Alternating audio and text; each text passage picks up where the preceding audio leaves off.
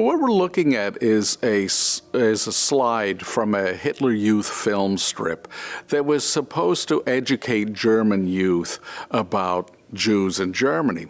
And one of the goals of it was to show that Jews were not a European people. So this slide, which says the Jew is a bastard, means that racially, Jews are a composite of various non-European races. So you see, for instance, this representation of an Arab, under Oriental. And they often would link that with the desert, peoples of the desert.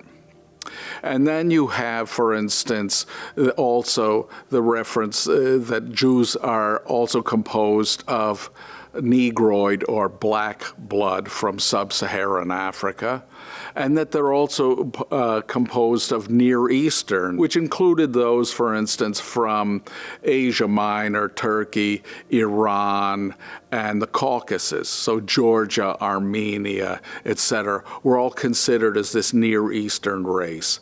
And then you also have the so-called Hamites, these people that race from Ethiopia and even parts of Egypt and Somalia. So what it's showing is arguing that Jews are a composite of all these races. Initially, there was, and you still see this kind of linking of different groups by language. And the Nazi race scientists, of course, had issues with that because they didn't believe language was a good indicator of race, because people can pick up another language.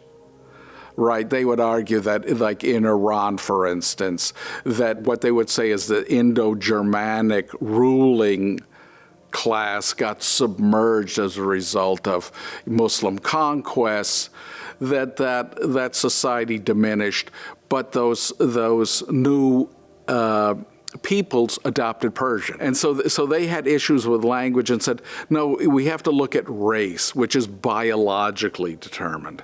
And so they would look at, facial, features and say, okay, well, we can see in this face, Nordic elements, or, it's predominantly a Near Eastern element. And they would do all kinds of things, the shape of noses, the shape of skulls, and say these are typically the features of these particular groups. So this is from the 1930s.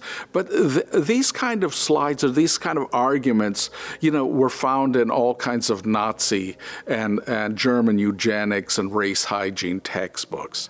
And so this, of course, is an effort to say, well, if Jews are non-European, why should they be in Germany? That they're not a part of our community.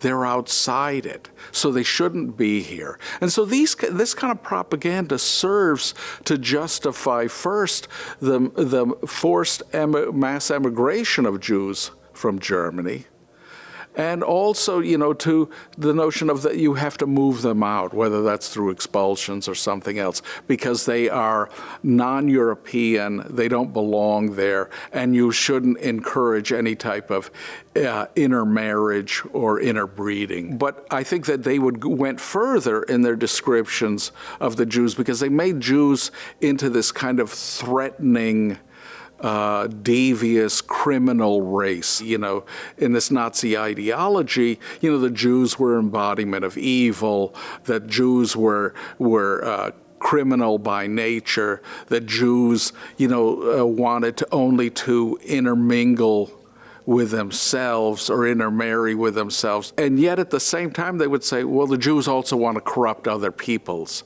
by intermarrying or interbreeding with them, which would reduce those races to lower levels.